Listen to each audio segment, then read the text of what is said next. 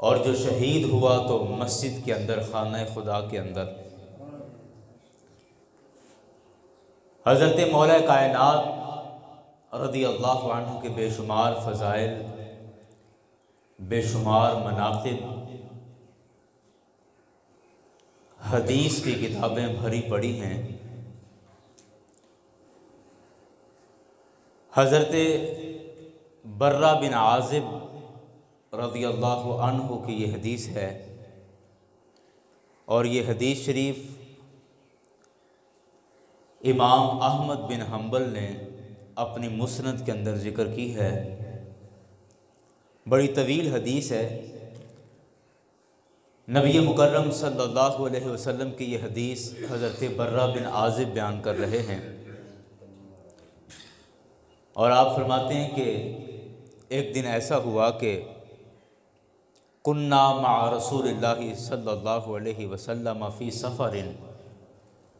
کہ ہم نبی پاک صلی اللہ علیہ وسلم کے ساتھ ایک سفر میں تھے، کہ سفر کے دوران ایک جگہ پر ہم ٹھہر گئے،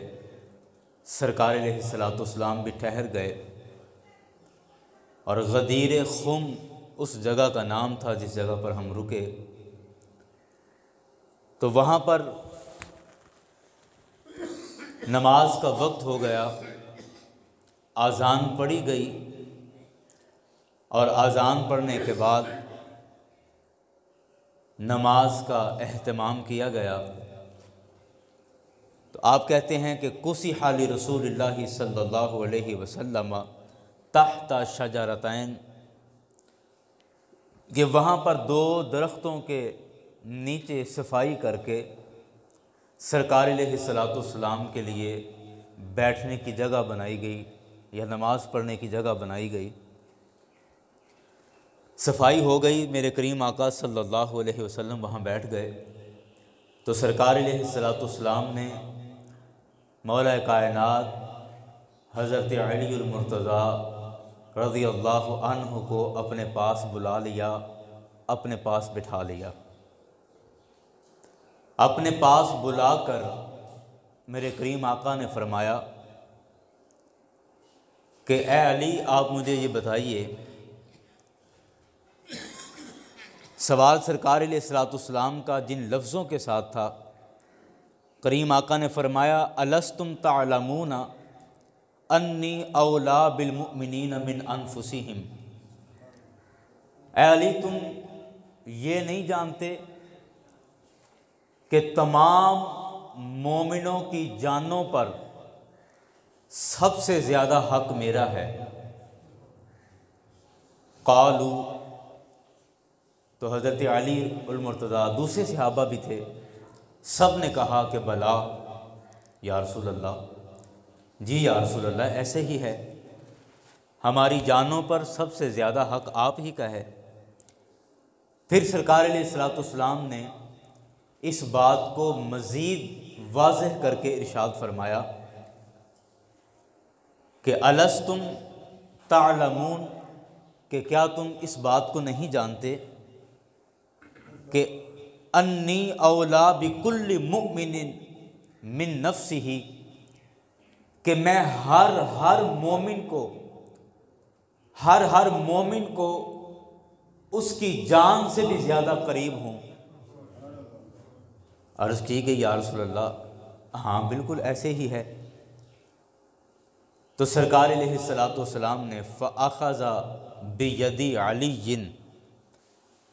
یہ بات کرنے کے بعد میرے کریم آقا صلی اللہ علیہ وسلم نے حضرت علی المرتضیٰ کا ہاتھ پکڑا، اور ہاتھ پکڑ کے وہ تاریخ ساز جملے جو آج ہم 20ویں مرتبہ سنتے ہیں حضرت مولا کائنات کی فضیلت میں، یہ جملے اس موقع پر سرکار علیہ الصلوۃ والسلام نے ارشاد فرمائے۔ حضرت علی المرتضیٰ کا ہاتھ پکڑ کر میرے کریم آقا صلی اللہ علیہ وسلم نے ارشاد فرمایا کہ من کنت مولاہ فعلی مولاہ، تو اب جب کہ تمہاری جانوں پر میرا حق ہے، تم میں ہر مومن کی جان کے سب سے زیادہ قریب میں ہوں، یہ تمہید باندھنے کے بعد، یہ بات کرنے کے بعد فرمایا کہ اب سنو، تمہاری جانوں پر میرا حق ہے، تو اب میرا یہ قول اور میرا یہ حکم سنو، کیا کہ من کنت مولاہ، تو یاد رکھو میں جس کا مولا ہوں، فعلی مولاہ، اسی کا علی مولا ہے۔ جس کا میں مولا ہوں اس کا علی مولا ہے۔ اور آگے بڑے خوبصورت الفاظ ارشاد فرمائے، اللہم وال من والاہ، اے اللہ جس نے علی کی مدد کی، علی کو راضی کیا، مولا تو اس کو راضی کر دے۔ جس نے علی کو پسند کیا، مولا تو اس کو پسند فرما۔ ومن عاد من عادہ، اور مولا جس نے علی سے دشمنی کی، اس سے تو بھی دشمنی اور عداوت رکھ۔ یعنی مولا جو علی کو پسند کرتا ہے تو اس کو پسند فرما لے، اور جو علی کو ناپسند کرتا ہے مولا تو بھی اس کو ناپسند فرما۔ یہ ساری بات نبی مکرم صلی اللہ علیہ وسلم نے جب بیان کر دی تو حضرت عمر رضی اللہ عنہ آپ حضرت علی المرتضیٰ سے ملنے کے لیے آئے۔ یہ اعزاز ملنے کے بعد، سرکار سے یہ سند ملنے کے بعد کہ جس کا میں مولا ہوں، علی بھی اس کا مولا ہے، یہ سند جب حضرت علی کو ملی تو حضرت عمر خاص طور پر ملنے کے لیے آئے اور آ کر کہنے لگے، فقال لہو ہنیئا یبن ابی طالب، کہ اے ابو طالب کے بیٹے، یعنی اے علی المرتضیٰ تمہیں مبارک ہو، ہنیئا مبارک ہو تمہارے لیے، اور مرحبا تمہاری اس عہدے پر۔ کس بات پر؟ اللہ اکبر، فرمایا اصبحت و امسیت مولا کل مؤمن و مؤمنۃ، کہ میرے کریم آقا صلی اللہ علیہ وسلم نے فرمایا کہ جس کا میں مولا ہوں اس کا علی مولا ہے۔ اے علی میں آپ کو مبارک دینے آیا ہوں کہ آپ کو مبارک ہو کہ جو آپ کو مولا مانتا ہے وہی ایمان والا ہے، اور جس نے آپ کو مولا نہ مانا اللہ اس کا ایمان سلب فرما لے گا، اس کا ایمان سلب کر لے گا۔ اللہ اکبر، اللہ اکبر۔ یاران گرامی، ایک اور موقع پر حضرت علی المرتضیٰ رضی اللہ تعالیٰ عنہ کے حوالے سے، یہ بھی حضرت عمر رضی اللہ عنہ کی حدیث ہے، اور یہ حدیث بڑی خوبصورت آپ نے بیان فرمائی، امام طبرانی نے اس کو نقل فرمایا ہے۔ حضرت عمر روایت کرتے ہیں کہ میں ایک دفعہ بیٹھا تھا کہ دو اعرابی، دو دیہاتی آپس میں جھگڑا کر کے میرے پاس آ گئے اور آ کے کہتے ہیں کہ جی ہمارا جھگڑا ہو گیا ہے تو آپ ہمارے درمیان فیصلہ فرمائیے۔ حضرت عمر رضی اللہ عنہ کہتے ہیں کہ میں نے کہا کہ وہ سامنے شخص بیٹھا ہے، تمہارا فیصلہ وہ کرے گا۔ حضرت علی کی طرف اشارہ کر کے کہا کہ وہ حضرت علی بیٹھے ہیں، وہ تمہارا فیصلہ کریں گے۔ تو ان میں سے ایک اعرابی نے، ایک دیہاتی نے طنزاً کہا کہ اب یہی رہ گئے ہیں ہمارا فیصلہ کرنے کو، کہ اب یہی میرا فیصلہ کریں گے، یہ کریں گے ہمارا فیصلہ۔ یہ طنز کی ان میں سے ایک دیہاتی نے۔ اللہ اکبر، اللہ اکبر۔ تو حضرت عمر رضی اللہ عنہ آپ نے جب سنا کہ اس نے یہ حقارت اور بدتمیزی والا جملہ بولا ہے، حضرت عمر رضی اللہ عنہ نے فوراً اس کو دھکا دے کے نیچے گرایا اور اس کے سینے پر چڑھ کے سوار ہو گئے اور اس کا گریبان پکڑ کے کہا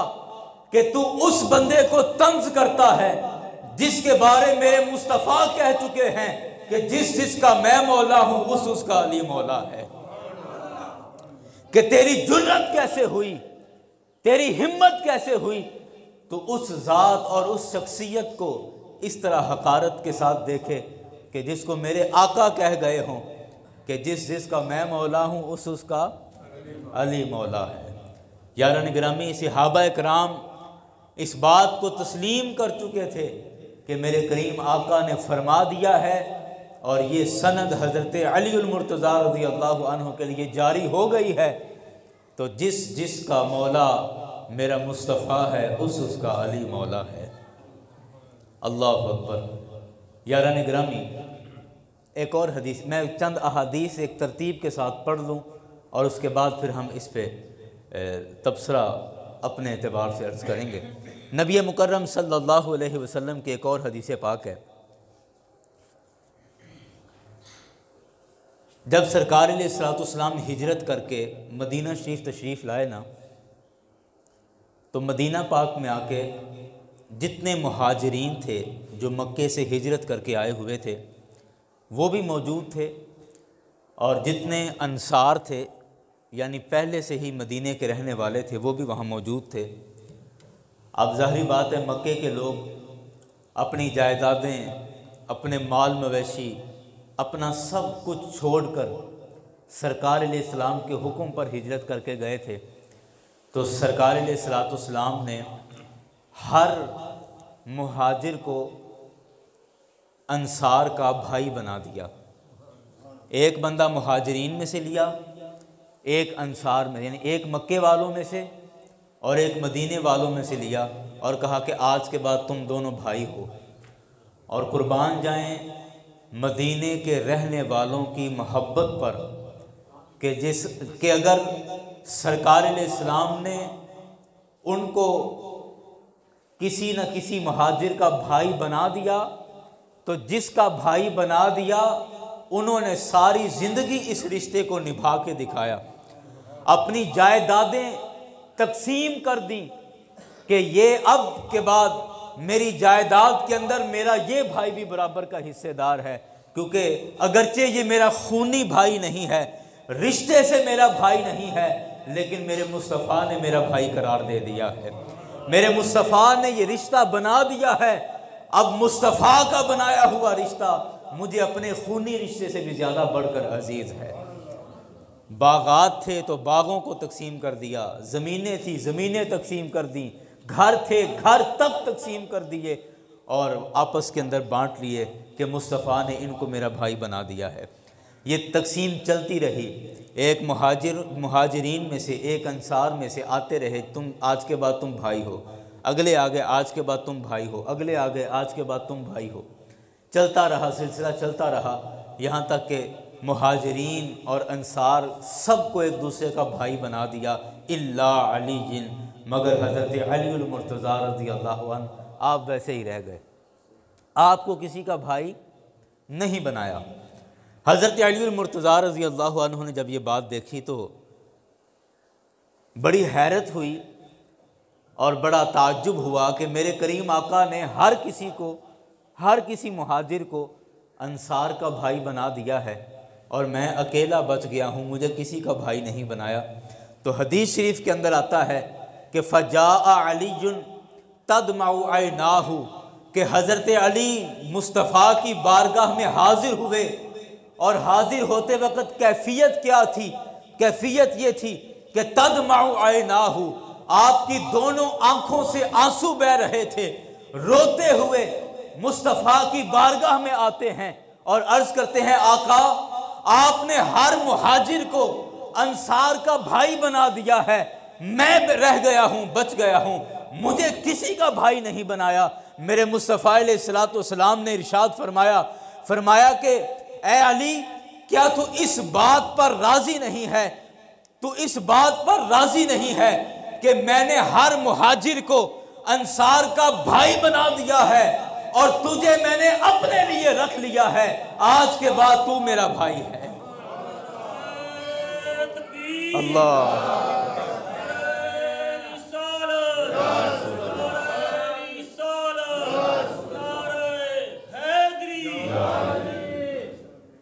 اور جو حدیث شریف کے الفاظ ہیں، قربان جائیں سبحان اللہ، میرے کریم آقا نے جو لفظ ارشاد فرمایا اے علی پریشان نہ ہو،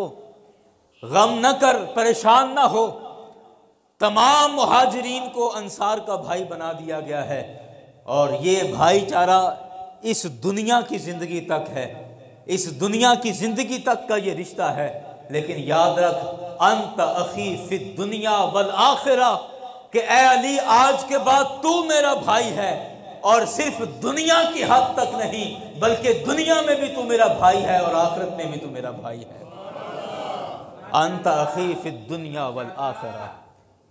کہ اے علی تو میرا دنیا میں بھی اور آخرت میں بھی تو میرا بھائی ہے۔ یاران گرامی، میرے کریم آقا صلی اللہ علیہ وسلم نے حضرت علی المرتضیٰ رضی اللہ عنہ کو ایسا نوازا، ایسا عطا فرمایا، مقام، مرتبہ، شجاعت، بہادری، ہر اعتبار سے آپ کو نوازا، اور آپ کو بعض وہ مقام عطا فرمائے جو اور کسی صحابی رسول کو میسر نہیں آئے۔ بعض احادیث کے اندر یہ آیا ہے، آپ نے بے شمار مرتبہ سنا ہوگا، لیکن اس سے اگلی بات جو میں عرض کرنا چاہتا ہوں وہ آپ کے ایمان کو تازہ کر دے گی، کہ ایمان لانے والوں میں سب سے پہلا نام کن کا ہے؟ سیدہ خدیجہ الکبریٰ رضی اللہ عنہا کا۔ دوسرا نام ہے حضرت علی المرتضیٰ رضی اللہ عنہ کا۔ تیسرا نام ہے حضرت صدیق اکبر رضی اللہ عنہ کا۔ لیکن علماء نے حدیث میں اختلاف کی وجہ سے، کہ بعض روایتوں میں آتا ہے کہ سب سے پہلے ابو بکر ایمان لے کر آئے، سب سے پہلے علی ایمان لے کر آئے، سب سے پہلے خدیجہ الکبریٰ ایمان لے کر آئیں رضی اللہ عنہم، تو علماء نے ان تینوں حدیثوں کو اس طرح جمع کیا ہے کہ عورتوں میں سب سے پہلے جو سرکار پر ایمان لے کر آئیں وہ سیدہ خدیجہ الکبریٰ رضی اللہ عنہا تھیں، اور بڑے مردوں میں جو سرکار پر سب سے پہلے ایمان لے کر آئے وہ حضرت صدیق اکبر تھے رضی اللہ عنہ، اور چھوٹے بچوں میں جو سب سے پہلے میرے آقا پر ایمان لے کر آئے وہ حضرت علی المرتضیٰ شیر خدا تھے۔ اور روایات میں آتا ہے کہ جب آپ سرکار پر ایمان لے کے آئے، وَهُوَ ابْنُ تِسْعَةٌ، حضرت علی المرتضیٰ جب سرکار پر ایمان لے کر آئے تو آپ کی عمر مبارک صرف 9 سال تھی، بعض نے لکھا کہ 9 سال سے بھی کم تھی، یا 9 سال آپ کی عمر مبارک تھی جب حضرت علی المرتضیٰ ایمان لے کر آئے۔ یہاں تک تو بات آپ نے 20 مرتبہ سن رکھی ہے، اور ہم یہ اسکول کے بچے بھی اپنی کتابوں میں پڑھتے ہیں۔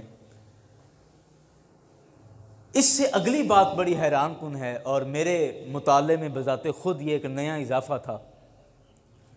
کہ امام ترمذی نے اس حدیث کو نقل فرمایا ہے، اور آپ نقل کرتے ہیں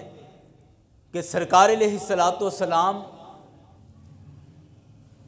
کی یہ حدیث مبارکہ ہے، سرکار کا علیہ السلام کا یہ فرمان ہے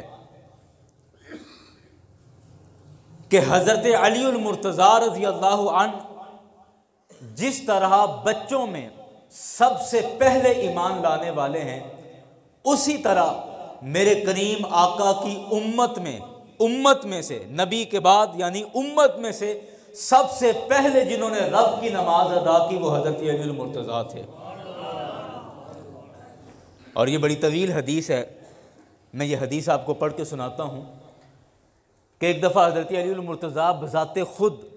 منبر پر جلوہ فرما تھے، اور اور حضرت علی المرتضیٰ رضی اللہ عنہ بڑی زور کے ساتھ مسکرائے، یہاں تک کہ آپ کے دانت بھی نظر آئے، اتنی شدت کے ساتھ آپ مسکرائے۔ تو پوچھنے والوں نے پوچھا کہ آپ کو پہلے کبھی اتنی زور سے مسکراتے نہیں دیکھا، تو آج آپ اتنی زور سے اور اتنا کھلکھلا کے ہنسے ہیں، تو خیریت تو ہے، کس وجہ سے آپ اتنا ہنسے ہیں؟ تو حضرت علی المرتضیٰ کہتے ہیں کہ اصل میں مجھے میرے والد کی ایک بات یاد آ گئی تھی، میں اس بات سے ہنسا ہوں، اس بات سے میں ہنسا ہوں۔ پوچھنے لگے جی کون سی بات، ہمیں بھی سنائیے، بتائیے۔ حضرت علی المرتضیٰ کہتے ہیں کہ ایک دفعہ میں نبی کریم صلی اللہ علیہ وسلم کے ساتھ تھا، وَنَحْنُ نُصَلِّي ببطن النخلۃ، کہ وادی نخلا کے اندر میں اور مصطفیٰ علیہ الصلاۃ والسلام ہم دونوں نماز پڑھ رہے تھے۔ اور ایک روایت میں آتا ہے کہ سیدہ خدیجہ الکبریٰ رضی اللہ عنہا بھی ان کے ساتھ تھیں۔ پہلے سرکار تشریف لائے، پھر بعد میں سیدہ خدیجہ آئیں، اور بعد میں پھر حضرت علی المرتضیٰ بھی آ گئے، یعنی یہ 3 افراد نماز پڑھ رہے تھے۔ بعض روایات کے اندر ایسے بھی ہے، لیکن اس کے اندر صرف حضرت علی المرتضیٰ کا ہی ہے۔ کہتے ہیں میں اور رسول اللہ صلی اللہ علیہ وسلم نماز پڑھ رہے تھے کہ اچانک میرے والد وہاں پر یعنی ابو طالب وہاں پر آ گئے، اور آ کر انہوں نے کہا کہ ما تصنعان یبن اخی، کہ اے میرے بھتیجے، میرے بھائی کے بیٹے، یہ تم کیا کام کر رہے تھے، یہ تم کیا کر رہے تھے؟ ظاہری بات ہے اس سے پہلے نماز نہیں پڑھی گئی تھی اور نماز کی کیفیت سے وہ واقف نہیں تھے۔ کہنے لگے یہ آپ کیا کر رہے تھے دونوں؟ تو نبی مکرم صلی اللہ علیہ وسلم نے فرمایا کہ ہم اپنے رب کے حضور نماز ادا کر رہے تھے، اور ساتھ ہی سرکار علیہ الصلوۃ والسلام نے حضرت ابو طالب کو ایمان کی دعوت دی، قبول اسلام کی دعوت دی، اور سرکار علیہ الصلوۃ والسلام کی دعوت سن کر ابو طالب کہتے ہیں کہ تمہاری باتیں مجھے بھلی اور سچی معلوم ہوتی ہیں، اور ان باتوں میں کسی طرح کا کوئی حرج نہیں، لیکن تجربے کے اعتبار سے، عمر کے اعتبار سے میں تم سے بڑا ہوں، تجربے کے اعتبار سے میں تم سے بڑا ہوں، تم تجربے میں کبھی بھی مجھ سے آگے نہیں نکل سکتے۔ چچا تھے، بھتیجے کو اس طرح کی بات کر دی اور وہاں سے چلے گئے۔ حضرت علی المرتضیٰ کہتے ہیں کہ مجھے اپنے ابا کی وہ بات یاد آئی تھی جس پر مجھے ہنسی آ گئی، کہ ابو طالب کہہ رہے ہیں کہ میں عمر میں مصطفیٰ سے بڑا ہوں اور تجربے میں تم کبھی بھی مجھ سے آگے نہیں نکل سکتے، اور میں اپنے اس والد کی اس بات پر اس وجہ سے ہنسا کہ اللہ نے تو مصطفیٰ علیہ السلام کو وہ کمالات عطا فرمائے ہیں کہ کائنات کی کوئی بھی شے کسی بھی طرح سے میرے مصطفیٰ سے افضل اور اعلیٰ نہیں ہو سکتی ہے۔ اور مجھے اپنے والد پر حیرت ہوئی اور میں حیرانگی میں آ کر ہنسا کہ میرے والد کیا سوچ رہے تھے کہ وہ مصطفیٰ علیہ السلام سے تجربے میں بہت آگے ہیں۔ اللہ نے مصطفیٰ کو وہ مقام عطا فرمایا ہے جو کائنات کے اندر اور کسی کو عطا نہیں فرمایا ہے۔ کہتے جب یہ ساری بات ہو گئی تو پھر خود حضرت علی المرتضیٰ رضی اللہ عنہ کہتے ہیں کہ میں لقد صلیت قبل ان یصلی الناس سبعا، کہ عام لوگوں کے اندر ابھی نماز کا حکم نہیں تھا، عام لوگوں کے اندر ابھی نماز کا سر عام کہہ لیجئے رواج نہیں تھا، حکم نہیں ملا تھا، لوگ ابھی نماز نہیں پڑھتے تھے۔ لوگوں کے نماز پڑھنے سے 7 سال پہلے مصطفیٰ علیہ الصلوۃ والسلام کے ساتھ میں نے نماز ادا کی ہے۔ تو اس حدیث سے علماء نے لکھا کہ جس طرح مولا کائنات علی المرتضیٰ رضی اللہ عنہ بچوں میں ایمان لانے میں سب سے اول ہیں، سب سے پہلے آپ ایمان لے کر آئے، اسی طرح رب کی عبادت میں، رب کے حضور سجدہ کرنے میں، اللہ کی نماز ادا کرنے میں سرکار کی ساری امت میں سے سب سے پہلا فرد جس نے اللہ کی نماز ادا کی ہے وہ حضرت مولا کائنات علی المرتضیٰ رضی اللہ عنہ ہے۔ یاران گرامی، اب نماز کی بات چلی ہے تو میں وہ بڑی مشہور بات حضرت علی المرتضیٰ رضی اللہ عنہ کی غزوہ خیبر کے حوالے سے وہ سر راہ ذہن میں آ گئی ہے، وہ میں عرض کرنا چاہ رہا ہوں کہ غزوہ خیبر سے واپسی کے موقع پر مقام صحبا میں جب سرکار علیہ الصلوۃ والسلام ٹھہرے تو نبی مکرم صلی اللہ علیہ وسلم نے عصر کی نماز ادا فرمائی اور سرکار حضرت علی المرتضیٰ رضی اللہ عنہ کے پاس تشریف لے آئے۔ حضرت علی المرتضیٰ رضی اللہ عنہ بیٹھے تھے، سرکار علیہ الصلوۃ والسلام نے ان کی گود میں سر رکھا اور سرکار گود میں سر رکھ کے آرام فرما ہو گئے۔ اب حضرت علی سے پوچھا نہیں کہ اے علی آپ نماز پڑھ چکے ہیں، نماز ادا کر لی ہے یا بھی رہتی ہے، یا پہلے پڑھ لو تو چلو، پھر کوئی بات نہیں کی، بس تشریف لائے ہیں اور گود میں سر رکھا ہے اور آرام فرما ہو گئے۔ اب حضرت علی المرتضیٰ رضی اللہ عنہ کے ذہن میں دو باتیں چل رہی ہیں. ایک تو وہ فکر کہ میں نے تو ابھی نماز بھی نہیں پڑھی اور ابھی میری نماز رہ رہی ہے، اور دوسری طرف کہ امام الانبیاء میری گود میں آرام فرما ہیں، آج کائنات کی دولت علی کی گود میں آ گئی ہے، دو جہانوں کے امام علی کی گود میں ہیں. تو ایک طرف یہ کیفیت تھی، دوسری طرف نماز کی کیفیت تھی. اسی اثناء میں، اسی دوران میں نماز کا وقت گزرتا جا رہا ہے. سرکار آرام فرما ہیں، حضرت علی بھی مطمئن ہو کر بیٹھے ہیں، لیکن ذہن کے کسی کونے میں وہ بات چل رہی ہے کہ نماز کا وقت گزرتا جا رہا ہے. لیکن حضرت علی المرتضیٰ نے کبھی بھی یہ نہیں کہا کہ یا رسول اللہ صلی اللہ علیہ وسلم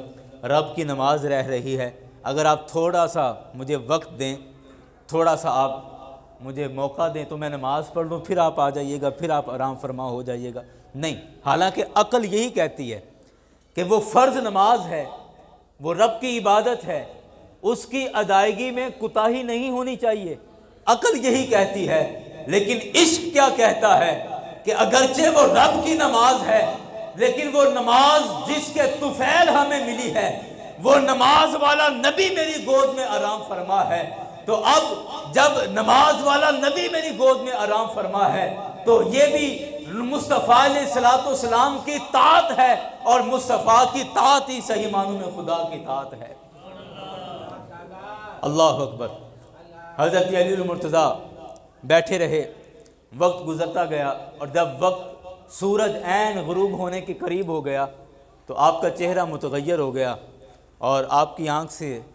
بے اختیار آنسو نکل آئے کہ آج میری نماز رہ گئی ہے اور آج میں نماز نہیں پڑھ سکا.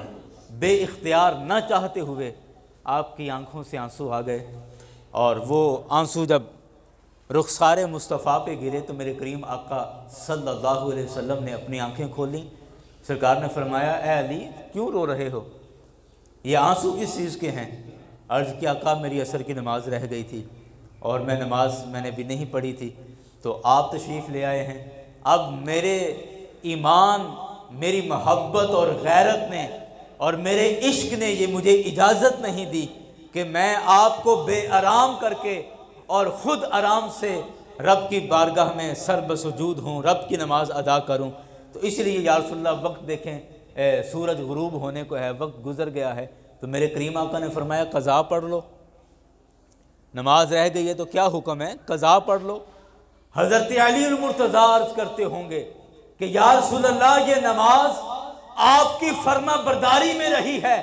تو اب بھی قضا پڑھنی ہے، تو آپ کی اطاعت کا کیا اجر ملے گا؟ اللہ کے حبیب صلی اللہ علیہ وسلم کی بارگاہ میں عرض کرتے ہیں کہ یا رسول اللہ نہیں، علی نماز پڑھے گا تو ادا ہی پڑھے گا، اپنے وقت پر پڑھے گا، قضا نہیں پڑھے گا. اللہ کے حبیب صلی اللہ علیہ وسلم نے رب کی بارگاہ میں دعا کی کہ یا اللہ، علی تیری اطاعت کے اندر تھا اور تیرے رسول کی اطاعت کے اندر تھا، یا اللہ علی کو نماز کا وقت عطا فرما دے. علماء نے لکھا ہے کہ سورج واپس یوں پلٹنے لگ گیا جیسے سورج کی ڈوریاں مصطفیٰ کے ہاتھوں میں ہوں، مصطفیٰ کھینچتے چلے جا رہے ہوں اور سورج واپس آتا چلا جا رہا ہو. سورج واپس پھر عصر کے وقت میں آ گیا. مصطفیٰ علیہ السلام نے فرما دیا، اے علی، آج تک روئے زمین پر کسی نے ایسی نماز ادا نہیں کی ہوگی جیسی آج علی ادا کرنے والا ہے.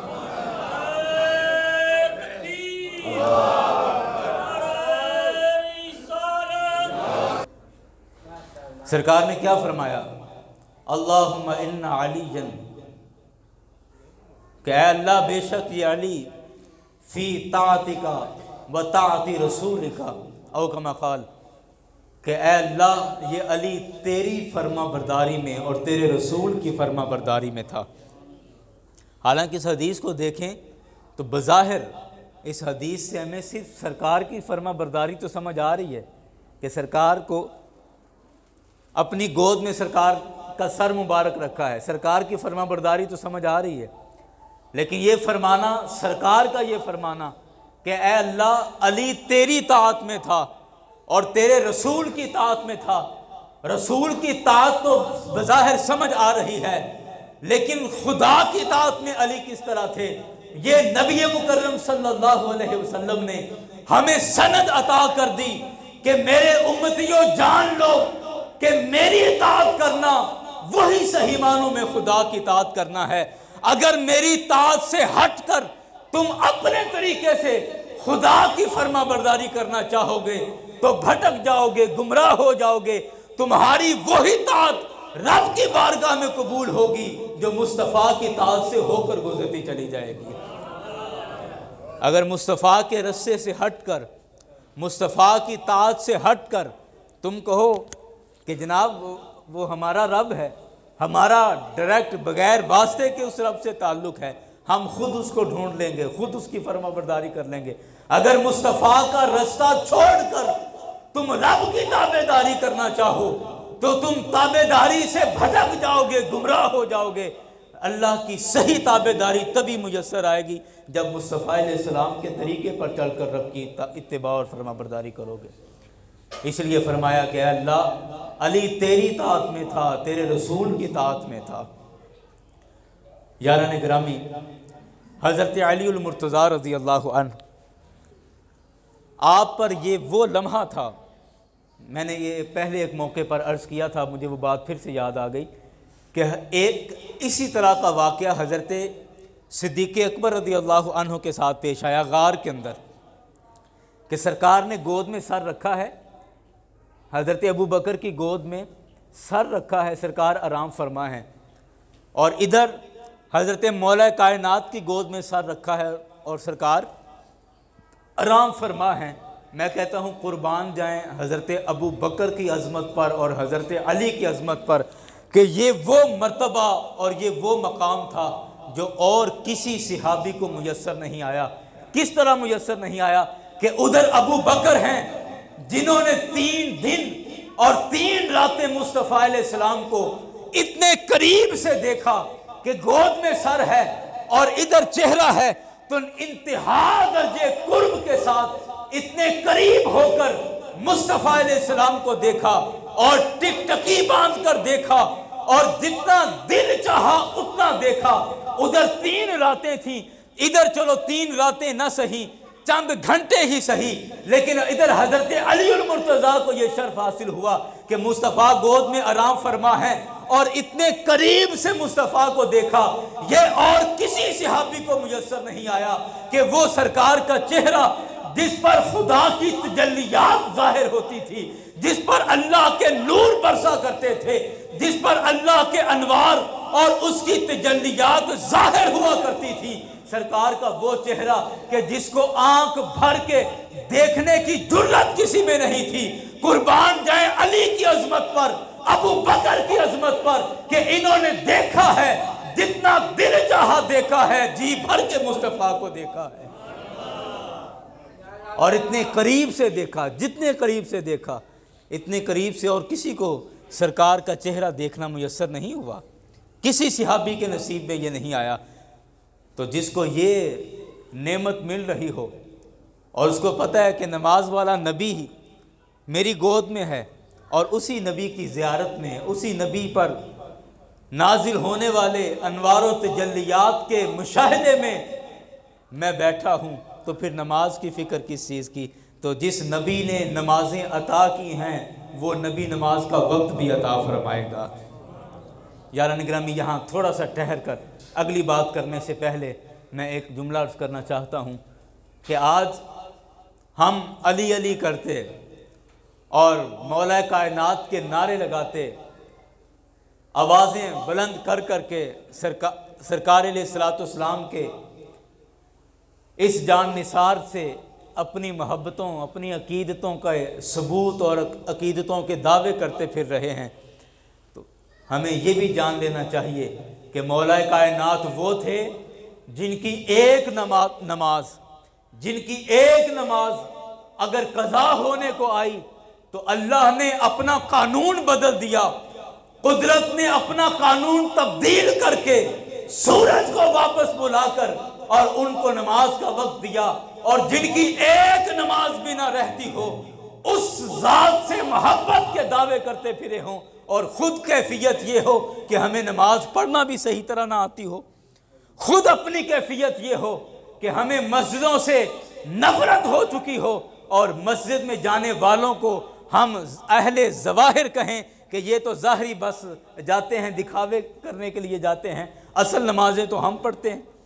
یاران گرامی، اگر مولا کائنات سے محبت کے دعوے ہیں تو پھر ہمیں اس محبت کو ثابت کرنے کے لیے، اپنے عمل سے ثابت کرنے کے لیے یہ کرنا پڑے گا کہ جس طرح مولا کائنات کی ایک بھی نماز قضا نہیں ہوئی تو مولا کائنات سے محبت کا یہ ثبوت ہے۔ ثبوت یہ ہے کہ ہم سے بھی کبھی رب کی نماز قضا نہ ہو،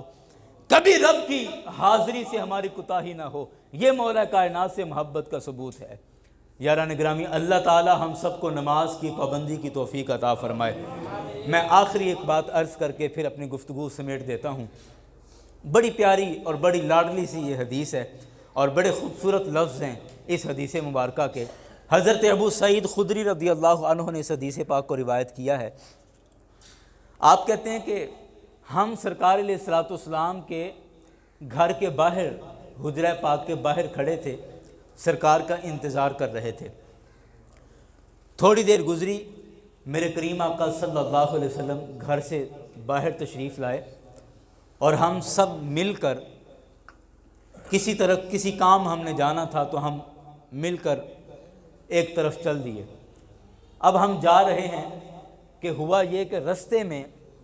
رستے میں سرکار علیہ الصلوۃ والسلام کا جوتا مبارک، سرکار کا نال مبارک، جوتا مبارک وہ تھوڑا ٹوٹ گیا۔ سرکار علیہ الصلوۃ والسلام نے وہ جوتا حضرت علی المرتضیٰ کو دیا، فرمایا کہ یہ جوتا اس کی مرمت کرو، یعنی اس کو جوڑ دو، ٹانکا اس کو لگاؤ۔ حضرت علی المرتضیٰ نے وہ جوتا لیا اور ادھر ہی بیٹھ گئے، مدینہ شریف کے اندر سرکار کا جوتا لیا اور ادھر ہی بیٹھ گئے اور جوتے کی سلائی کرنے لگ گئے۔ حضرت ابو سعید خدری کہتے ہیں کہ ہم آگے اپنے حساب سے اسی طرح چلتے رہے۔ تھوڑا سا جب ہم آگے گئے، حضرت ابو بکر بھی ان میں موجود تھے، حضرت عمر بھی ان میں موجود تھے۔ کہتے ہیں جیسے ہم تھوڑا سا آگے گئے تو سرکار نے فرمایا ٹھہرو، علی کا انتظار کر لیتے ہیں، رک جاؤ۔ اس جگہ پر ہم رک گئے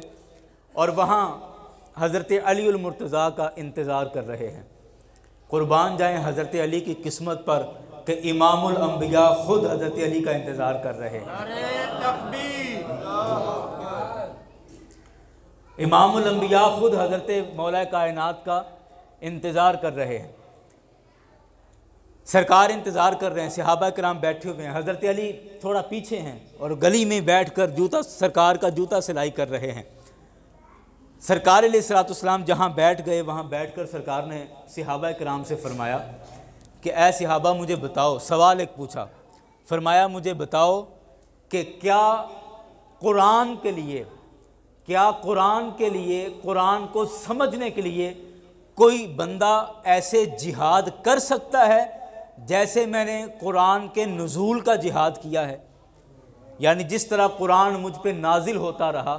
اور وہ قرآن جمع کرنے میں، یاد کرنے میں جس طرح میں نے جہاد کیا ہے، کیا قرآن سمجھنے میں کوئی بندہ جہاد کر سکتا ہے اس طرح؟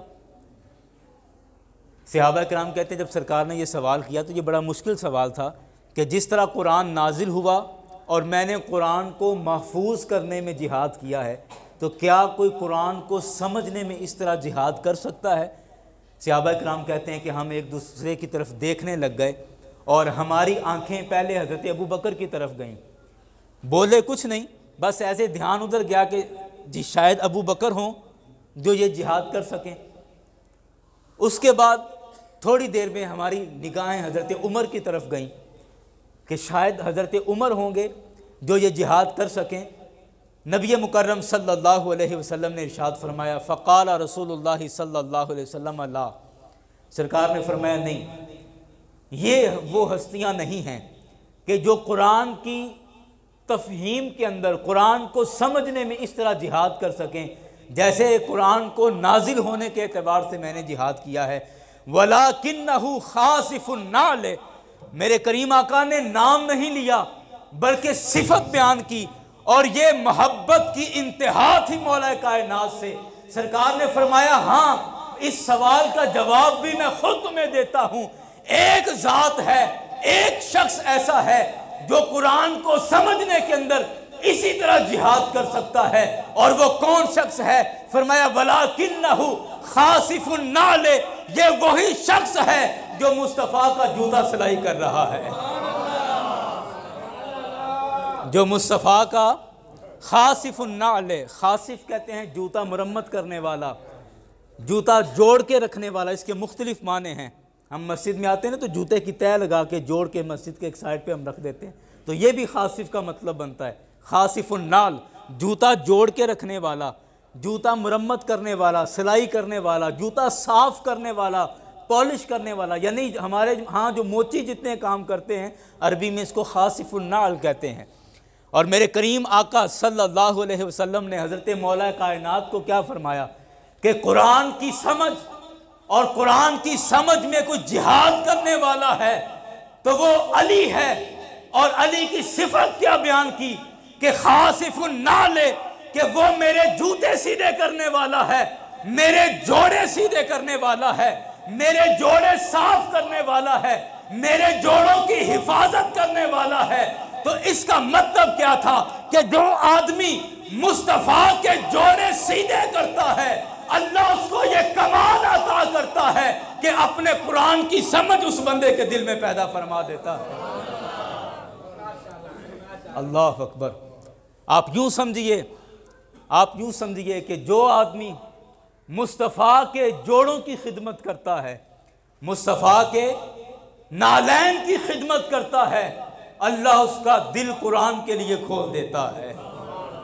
قرآن کی سمجھ کے لیے اس کا دل کھول دیتا ہے۔ اور ایک اور موقع پر بڑی طویل حدیث ہے لیکن میں صرف اس کا لفظ کوٹ کر رہا ہوں، میرے کریم آقا نے فرمایا کہ امتحن اللہ قلوبہم للایمان، اللہ نے اس کا دل اپنے ایمان کے لیے چن لیا ہے۔ عرض کی گئی جی کس کا؟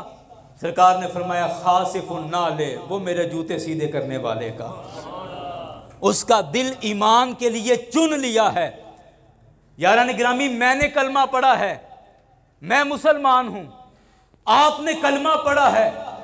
ہم سب کلمہ پڑھنے والے ہیں، مسلمان ہیں، لیکن ہمارا ایمان رب کی بارگاہ میں قبول ہے بھی یا نہیں، یہ نہ میں جانتا ہوں نہ آپ جانتے ہیں۔ قربان جائیں مصطفیٰ کے جوڑوں کی خدمت کرنے والے کے لیے کہ جو مصطفیٰ کے جوڑے صاف کرتا ہے اللہ اس کے دل کو خود اپنے ایمان کے لیے منتخب فرما لیتا ہے، اس کے ایمان پر اللہ خود سند جاری فرما دیتا ہے کہ اے میرے مصطفیٰ یہ تیرے جوڑوں کا خادم ہے، یہ تیرے جوڑوں کا چوکیدار ہے، یہ تیرے جوڑوں کا رکھوالا ہے، میں اس کے ایمان کا رکھوالا ہوں، میں اس کے ایمان کی حفاظت کرنے والا ہوں۔ یاران گرامی، آخری جملے عرض کر رہا ہوں کہ سرکار کے جوڑوں سے، سرکار کے نالین سے جو برکتیں ملتی ہیں، سرکار کے نالین سے جو تازگیاں ملتی ہیں، ان دونوں حدیثوں کی روشنی میں آپ سمجھیں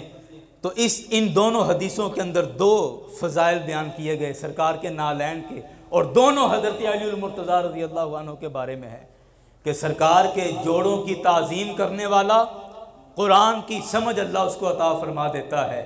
اور دوسرا سرکار کے جوڑوں کی تعظیم کرنے والا اللہ اس کے دل کو اپنے ایمان کے لیے چن لیتا ہے۔ تو ایمان مصطفیٰ کے جوڑوں سے وابستہ ہے، ایمان مصطفیٰ کے جوڑوں کی خدمت کا نام ہے۔ تم دستار کی طرف نہ جاؤ، تم قمیص کی طرف نہ جاؤ، مصطفیٰ کے